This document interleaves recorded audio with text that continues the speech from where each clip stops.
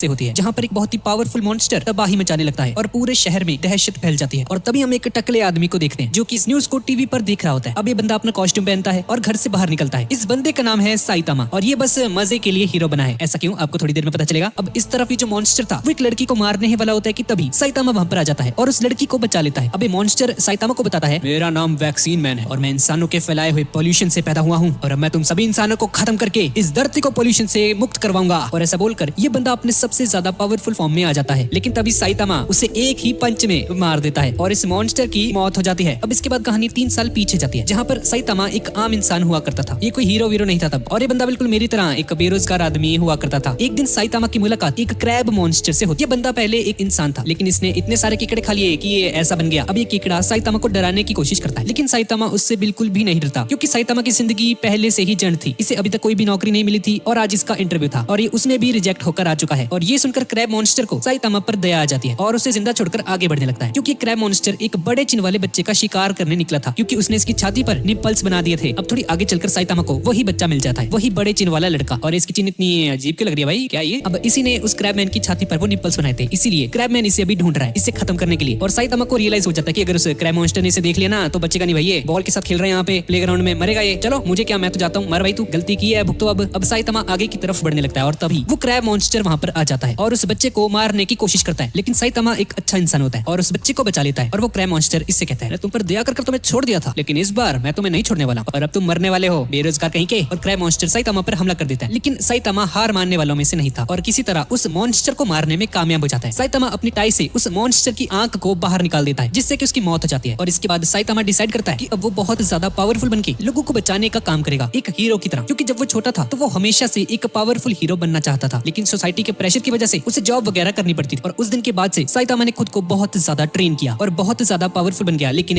इसकी वजह से वो टकला हो गया, टकला चमक रहा है भाई इसका। और आज साइतामा के सामने कोई भी विलन टिक नहीं पाता और इसी वजह से साइतामा अब बोर होने लग चुका है, क्योंकि कोई भी नहीं है भाई इसके मुकाबले का, जड़दा मुकाबला 10 मिनट कितने नहीं। और अब साइतामा को लड़ने में मजा नहीं आता। अब साइतामा इस वक्त एक शॉपिंग मॉल में होता है और खाने के लिए सब्जियां खरीद रहा होता है और तभी अचानक से एक विशालकाय दानव निकलकर जाता है उसकी आंखों के सामने। इस मॉन्स्टर का नाम है कोलोसल मैन। हाँ भाई, अटैक ऑन टाइटन वाला ही, हाँ उसी का रेफरेंस है ये। लेकिन ये कोलोसल मैन साइज में बहुत ही ज्यादा बड़ा होता है। अब हमें इसकी बैक स्टोरी बताई जाती है। ये आदमी एक बॉडी बिल्डर था और दुनिया का सबसे ताकतवर इंसान बनना चाहता था। और इसका बड़ा भाई जो कि एक साइंटिस्ट होता है, इसने एक ऐसा स्टेरॉइड बनाया जिसे पीने से ये आदमी एक विशालकाय मॉन्स्टर में बदल गया। ये इतना ज्यादा ताकतवर है कि अपनी एक फूंक से ही पूरे एक शहर को तबाह कर सकता है। और अब ये दोनों भाई दुनिया को जीतने निकले हैं। अब वो साइंटिस्ट देखता है कि कोलोसल के दूसरे कंधे पर साइतामा खड़ा हुआ है और वो कोलोसल को ऑर्डर देता है, भाई इसे खत्म कर दो, इस टकले को जल्दी मारो इसको। अभी कोलोसल मैन होता है पगलेट एक नंबर का और ये गलती से अपने भाई को ही मार देता है और उसके भाई की मौत हो जाती है। ये देखकर ये आदमी बौखला जाता है और साइतामा को नीचे पटक कर उस पर मुक्कों की बारिश कर देता है और उसे लगता है कि अब साइतामा मर गया। लेकिन अब अपने भाई की मौत के बाद उसे अंदर से खालीपन महसूस हो रहा था और तभी साइतामा उड़ते हुए कोलोसल टाइटन के पास आता है। टाइटन, हाँ टाइटन ही तो है, और सिर्फ एक मुक्के में ही कोलोसल को मार गिराता है। अब इतना ज्यादा पावरफुल होने की वजह से साइतामा को कुछ भी फील नहीं होता, ना कोई जलन, ना कोई गुस्सा, ना कोई डर, ना कोई खुशी। इतने बड़े बड़े मॉन्स्टर से लड़ता है और उसके शरीर पर एक खरोंच तक नहीं आती कभी भी। और साइतामा सिटी जेड में रहता है बिल्कुल अकेला, क्योंकि सभी लोग मॉन्स्टर के डर से वहां से भाग गए हैं, क्योंकि आए दिन यहाँ पर मॉन्स्टर्स हमला कर देते थे। अब अगली सुबह पाताल में से कुछ मॉन्स्टर्स बाहर निकलते हैं पाताल लोक में से। अब इनकी बढ़ती तादाद की वजह से इनका पाताल में रहना मुश्किल हो चुका था, इसलिए अभी लोग धरती पर आ गए हैं इसे खत्म करने। और इन लोगों ने ऑलरेडी ह्यूमैनिटी के 70% लोगों को खत्म कर दिया था। साइतामा ये जानकर चौंक जाता है कि ये लोग सच में उसकी टक्कर के हैं, पहली बार कोई इसके टक्कर का मिला इसे। अब साइतामा एकदम मस्त इन पर फाइट करता है, इन पर मुक्के वुक्के जड़ता है और इनसे बहुत ही खतरनाक तरीके से फाइट करनी शुरू कर देता है और उसे बहुत ज्यादा खुशी महसूस हो रही थी। आखिर में इन सभी का राजा साइतामा से लड़ने के लिए बाहर आता है और तभी हमें पता चलता है कि ये सब एक सपना था। और तभी साइतामा के घर के बाहर हम लोग देखते हैं कि सच में कुछ मॉन्स्टर्स पाताल लोक से बाहर आ चुके हैं, लेकिन उनका राजा एक फिसड्डी होता है और साइतामा की एक लात से ही मर जाता है बंदा। और ये देखकर उसके छोटे छोटे मॉन्स्टर्स डर के वहां से भाग जाते हैं और एक झंडे पर लिख देते हैं, हमें माफ कर देना, हम दोबारा कभी नहीं आएंगे। अब इसके बाद न्यूज चैनल पर दिखाया जाता है कि बहुत सारे मच्छरों का एक झुंड सिटी जेड की तरफ आ रहा है, जहाँ पर साइतामा रहता है। और एक मच्छर साइतामा के घर में भी आ जाता है। साइतामा उसे मारने की कोशिश करता है बहुत ज्यादा, लेकिन फिर भी इतनी ज्यादा स्पीड से उस पर हमला करने की वजह से भी वो मच्छर उससे नहीं मर रहा था और बस तालियां मारता रह जाता है। और तभी बाहर हम लोग देखते हैं कि उन मच्छरों का झुंड एक आदमी का सारा खून चूस लेता है और ये सारा का सारा खून वो अपनी रानी मॉस्किटो गर्ल को ले जाकर देते हैं। और ये जितना ज्यादा खून पीती है इसकी शक्ति उतनी ही ज्यादा बढ़ती रहती है और यही इन सभी मच्छरों की कंट्रोलर है और इन सबकी रानी है। अब मॉस्किटो गर्ल से लड़ने के लिए जेनोस नाम का एक साइबॉर्ग वहां पर पहुंच जाता है। इस बंदे का पूरा शरीर मशीन से बना होता है, जिसकी वजह से ये बहुत ज्यादा पावरफुल है और खतरनाक अटैक्स कर सकता है। जेनोस एक ही धमाके में उन मॉस्किटोस के पूरे झुंड को खत्म कर देता है। ये देखकर मॉस्किटो गर्ल बहुत ज्यादा शॉक हो जाती है और अपने बाकी के जो मच्छर थे उसके और भी ज्यादा ब्लड लाने के लिए बोलती है और उसे शहर में जितने भी लोग होते हैं उन सभी का ब्लड चूस कर ये लड़की बहुत ज्यादा स्ट्रॉन्ग बन जाती है और अपनी फाइनल फॉर्म में आ जाती है। और इस तरफ तरफ हम साइतामा को देखते हैं जो कि काला हिट लेकर एक मच्छर के पीछे पड़ा होता है उसे मारने के लिए। और भागते भागते ये जेनोस के पास आ जाता है। जेनोस उसे बोलता है, अरे सर शहर छोड़ के भाग जाइए, ये मच्छरों की रानी आपको मार देगी, भाग जाओ यहाँ से। और इसके बाद वो सभी के सभी मॉस्किटोस इकट्ठे होकर इन पर हमला करने के लिए आगे बढ़ते हैं। और तभी जेनोस एक बहुत बड़ा सा धमाका करता है और उन सभी मॉस्किटोस को मार देता है। पर उस आग की वजह से साइतामा नंगा हो गया था, उसके सारे के सारे कपड़े जल गए। साइतामा वहीं पर खड़ा हुआ था और उसे एक खरोंच तक नहीं आई थी। ब्लर करना पड़ेगा लगता है पार्ट। अब वो मॉस्किटो गर्ल अपनी पूरी की पूरी ताकत लगाती है और जेनोस के ऊपर हमला कर देती है और जेनोस के पुर्जे अलग कर देती है। जेनोस अब बहुत ज्यादा जख्मी होने लग गया था। ये लड़की लगभग जेनोस को मार ही देती है, लेकिन तभी साइतामा एक थप्पड़ मारता है मॉस्किटो गर्ल को और वो मॉस्किटो गर्ल मर जाती है। और जेनोस से देखकर हक्का बक्का रह जाता है कि भाई ये कैसे हो सकता है, ये क्या मजाक है, एक थप्पड़ में खत्म कर दिया इसने। और अब जेनोस समझ जाता है कि साइतामा कोई मामूली आदमी नहीं है, इसलिए वो साइतामा से रिक्वेस्ट करता है कि वो जेनोस को अपना स्टूडेंट बना ले। और साइतामा भी मजाक में उसे हाँ बोल देता है और कहता है हाँ ठीक है, कल से आ जाना। और अगले दिन सच में जेनोस साइतामा के घर पे आ जाता है। जेनोस ने अपने बॉडी पार्ट्स रिप्लेस करवा लिए थे और वो साइतामा को अपनी बैक स्टोरी बताता है। 4 साल पहले जेनोस भी एक आम आदमी हुआ करता था और अपनी फैमिली के साथ हैप्पीली रहता था, लेकिन एक दिन एक पागल साइबॉग ने जेनोस के पूरे गांव को तबाह कर दिया, जिसमें उसका परिवार मारा गया। लेकिन किस्मत से जेनोस जिंदा बच गया था और इसकी मुलाकात डॉक्टर कुसानो से हुई और उस डॉक्टर ने जेनोस की सर्जरी की और इसे एक शक्तिशाली साइबॉर्ग में बदल दिया। और अब जेनोस का सिर्फ एक ही गोल होता है, उस पागल साइबॉर्ग को ढूंढना जिसने उसके विलेज को तबाह किया था और उसे खत्म करना। इसलिए वो साइतामा की तरह ताकतवर बनना चाहता है ताकि एक दिन वो उससे बदला ले सके। और इसकी बकबक सुन के साइतामा बुरी तरह से पक गया था। अब दूसरी तरफ जंगल के अंदर हम एक फैसिलिटी को देखते हैं जिसमें एक डॉक्टर जीनस नाम का एक बंदा साइतामा के बारे में इंफॉर्मेशन कलेक्ट कर रहा होता है और वो उसे अपने एक्सपेरिमेंट्स के लिए पकड़ने का मन बनाता है और अपने कुछ मॉन्स्टर्स को साइतामा को पकड़ने के लिए भेजता है, जिनमें से 3 को तो साइतामा एक ही मुक्के में खत्म कर देता है। और तभी एक साइबोर्ग आर्म्ड गोरिल्ला वहां पर आता है और जेनोस से फाइट करता है और एक बीस्ट किंग नाम का एक मॉन्स्टर भी साइतामा पर हमला करता है, लेकिन साइतामा बहुत ही आराम से उन सभी को हैंडल करता है और बीस्ट किंग को एक नॉर्मल पंच मारता है जिसकी वजह से उसका आधा शरीर गायब हो जाता है और जेनोस भी उस आर्मर्ड गोरिल्ला को हरा देता है। और अब ये लोग उस गोरिल्ला को थोड़ा सा धमकाते हैं और ये गोरिल्ला सब कुछ उगल देता है कि ये लोग हाउस ऑफ एवोल्यूशन नाम की एक जगह से आए जिसे डॉक्टर जीनस नाम का एक आदमी चलाता है। डॉक्टर जीनस एक बहुत ही ब्रिलियंट साइंटिस्ट हुआ करता था और ह्यूमैनिटी को इवॉल्व करना चाहता था, यही उसकी लाइफ का पर्पस था, लेकिन उसके इस आइडिया में किसी ने भी उसका सपोर्ट नहीं किया और जीनस खुद ही इस पर काम करने लगा। अब करीब 70 साल का होने के बाद उसने एक ऐसा फॉर्मूला बना लिया जिसका यूज करके उसने खुद को फिर से जवान कर लिया और फिर उसने अपने शरीर के बहुत सारे क्लोन्स भी बनाए और फिर उसने उस क्लोन्स के अंदर बहुत सारे एनिमल्स का डीएनए मिलाकर बहुत सारे एक्सपेरिमेंट्स किए और बहुत सारे नए नए मॉन्स्टर्स को पैदा किया। साइतामा उस गोरिल्ले की बात को काटते हुए कहता है, अबे ओ बकबक बनकर अपनी सीधा पॉइंट पे आ। और गोरिल्ला उसे बताता है कि उस साइंटिस्ट को साइतामा की जरूरत है ताकि वो उस पर कुछ एक्सपेरिमेंट्स कर सके। इसके बाद जेनोस गोरिल्ला से पूछता है,